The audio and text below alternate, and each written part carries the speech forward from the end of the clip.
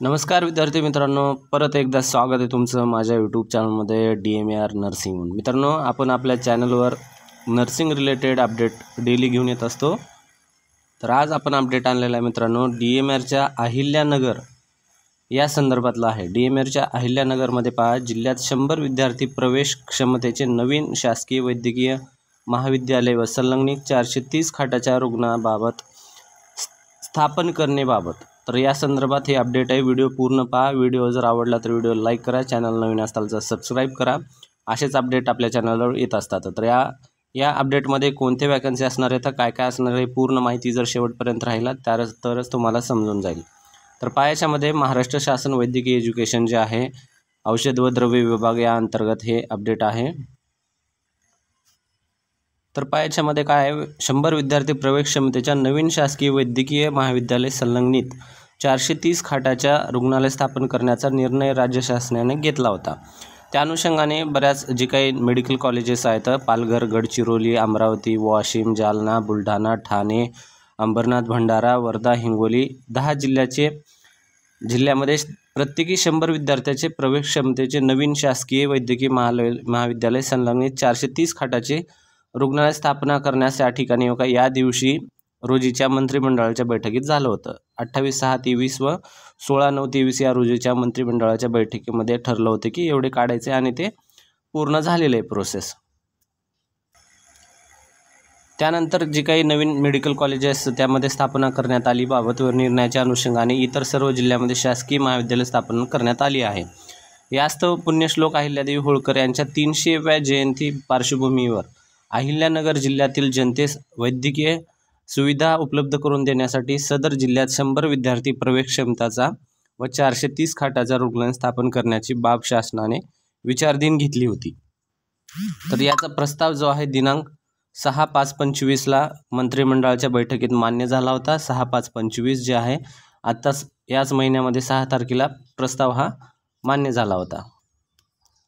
त्याचा हा शासन निर्णय जो आहे, हा जी काही हे अपडेट आहे महाराष्ट्र-गव्हर्नमेंट.in वर या संकेतस्थळावर याचा अपडेट आहे. त्यानंतर करण्यात आला असून त्यांचा सांकेताक जो नंबर आहे या PDF चा, तर तो हा नंबर आहे हा तुम्हाला या वेबसाईटवर भेटून जाईल. आदेश डिजिटलमध्ये स्वाक्षरीमध्ये अपलोड झालेला आहे. तर पहा मित्रांनो, महाराष्ट्रामध्ये जे काही 10 नवीन मेडिकल कॉलेजेस आहेत, प्रत्येकी 1000च्या मागे जे डॉक्टरांचं हे रेशो आहे तो कमी होत चाललेला आहे. त्यासाठी गव्हर्नमेंटने काय केलं, नवीन मेडिकल कॉलेजेस काढण्याचा प्रस्ताव सादर केला. तर प्रस्ताव सादर झाल्यानंतर काय झालं, गव्हर्नमेंटने याच्यामध्ये बैठक झाल्यानंतर ह्या मेडिकल कॉलेजेस सँक्शन झाले आणि बऱ्याच ठिकाणी 10 मधले हे तयार झालेले आहेत आणि काही ठिकाणचे OPD बेसिसवर हॉस्पिटल पण चालू झालेले. तर आता याच्यासाठी अगोदर काय करावं लागतं, आता नवीन मेडिकल कॉलेज चालू झाल्यानंतर त्यामध्ये पदभरती जी निर्मिती आहे तो तयार करावा लागतो. कोणतीही पदभरती जर काढायची असेल त्यासाठी RR हा खूप महत्त्वाचा असतो. RR म्हणजे रिक्रुटमेंट रूल किंवा रिक्रुटमेंट रेग्युलेशन हा तयार करावा लागतो. हे तयार झाल्यानंतरच पदभरती तयार होत असतील. तर त्यानंतर ही पदभरतीसाठी हा अहिल्यानगरचा हा तयार झालेला आहे पायाच्यामध्ये. तर अहिल्यानगरमध्ये कोणते पदं आहेत तर ते आपण पाहून घेणार आहे. यामध्ये पहा, ह्या अहिल्यानगरला जेवढे काही पदं आहेत ते यापुढे आपण पाहून घेणार आहे. पायाच्यामध्ये काय सांगितलं आहे, वैद्यकीय शिक्षण औषध द्रव्य विभाग शासकीय हा नंबर परिपत्रक हा, त्यानंतर त्याचा दिनांक, सार्वजनिक आरोग्य विभागाच्या अधीनस्थ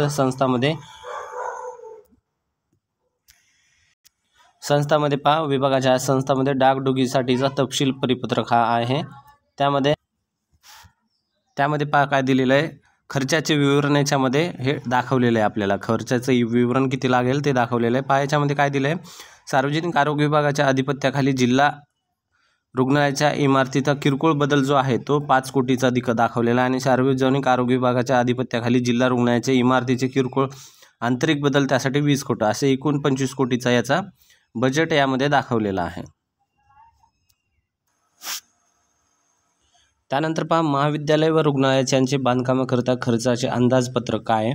ॲडमिनिस्ट्रेटिव्ह ब्लॉक कॉलेज, त्यानंतर चिकित्सालय विभाग, त्यानंतर रुग्णालय इमारत, त्यानंतर अधिकारी कर्मचारी वसतिगृह किंवा आवास. ठीक आहे. तर याच्यामध्ये पहा, याच्यामध्ये आवश्यक बांधकाम निधी किती असणार आहे चौरस किलोमीटर एरियामध्ये आणि त्याचा खर्च किती असणार आहे. तर पहा याच्यासाठी 6450 चौरस किलोमीटर आणि त्यानंतर खर्च 28 कोटीमध्ये. हा जो खर्च आहे कोटीमध्ये, हे जे दाखवतं आहे हे सगळं हे मेडिकल कॉलेजसाठी जे काही वस्तू म्हणजे कन्स्ट्रक्शन वगैरे लागतं त्याचा खर्च आणि त्याचा एरिया दाखवला आहे. 93 कोटी याच्यामध्ये चिकित्सालय विभागामध्ये, त्यानंतर 95 कोटी इमारतासाठी आणि 78 कोटी हे त्या हॉस्टेलसाठी वगैरे राहण्याच्या एरियासाठी. हे टोटल असं 216 कोटी याचं हे बजेट प्रस्तावित आहे याच्यामध्ये. तर आता प्रस्तावित बजेट वगैरे सगळं झाल्यानंतर पहा याच्यामध्ये किती आपल्याला पदं रिक्त होतील हे त्याच्यामध्ये दाखवलेलं आहे. तर पहा वैद्यकीय महाविद्यालयातील आवश्यक पदे व त्यावरील 4 वर्षाचा अंदाजित खर्च. आता सुरुवातीला एकांना 5 टर्ममध्ये 5 इयर 4 इयरमध्ये यांना खर्च काढावा लागतो. तर वर्ग 1 मध्ये टोटल पदे 48 दिलेले आहेत आणि त्यांचा 4 वर्षाचा हे काढलेला अंदाज त्यामध्ये 14 कोटी याच्यामध्ये पहिल्या क्लास 1चा आहे. त्यानंतर वर्ग 2 मध्ये आहे तर 44. त्यानंतर वेतनाचे पदे जे आहेत विद्यावेतनाचे त्याच्यामध्ये 59 आहेत आणि वर्ग 3 मध्ये जे नियमित पदे परमनंट पदे ज्यामध्ये आपण स्टाफ नर्स वगैरे मोडतो, ठीक आहे, त्यामध्ये पहा पदे 93 पदे आहेत. ठीक आहे. त्यानंतर पुढचं आहे काल्पनिक पदे बाह्य स्त्रोताद्वारे भरणारे, ठीक आहे, त्यामध्ये हे कॉन्ट्रॅक्ट बेसचे असतील 139 आणि कंत्राटीमधलेच पहा वर्ग 4चे क्लास 4चे याच्यामध्ये किती दाखवलेलं आहे तर 1,17,00,000 आणि जे वर्ग 3चे आहे तर 5 कोटी. तर अशा प्रकारचा याचा खर्च दाखवलेला आहे. वर्ग 3 मध्ये जे पदे दाखवलेले आहेत ते वर्ग 3चे पदे एकूण 93 पदे दाखवलेले आहेत फक्त अहिल्यानगरमध्ये, ठीक आहे. तर हे त्यानंतर पुढचं पहा याच्यामध्ये रुग्णालयात आवश्यक पदे व त्यावर 4 वर्षाचा अंदाजित खर्च दाखवलेला आहे. वर्ग 1चा खर्च याच्यामध्ये पहा याच्यामध्ये 3 पदे, त्यानंतर वर्ग 2चा 14 पदे, नियमित पदेमध्ये 503. तर किती असणार आहेत नियमित पदे याच्यामध्ये 503 असणार आहेत, ठीक आहे. किती 503. तर हे जे 2 आहेत चार्ट, ह्या 2 मध्ये चार्ट समजून घ्या. हे मेडिकल कॉलेजसाठी आहे आणि हे हॉस्पिटलसाठी आहे. हे वेगवेगळं आहे. तर काही बऱ्याच जणांना कन्फ्युजन होईल की हे कोणतं आहे आणि हे कोणतं आहे. तर पहा जे खालचं आहे 503 हॉस्पिटलसाठी वर्ग 3चं म्हणजे स्टाफ जो आहे तो 500च्या जवळपास याची वॅकन्सी असणार आहे पहा याच्यामध्ये. त्यानंतर कंत्राटीमध्ये 429 याच्यामध्ये सगळे पदं आली, सेवक वगैरे जे काही गार्डनर म्हणा, माळी म्हणा, ह्या सगळ्या गोष्टी याच्यामध्ये येऊन जातील. त्यानंतर पहा याच्यामध्ये शासकीय वैद्यकीय महाविद्यालय व रुग्णालयाच्या स्थापनेकरता 4 वर्षाचा अंदाजित खर्च किती दिलेला आहे.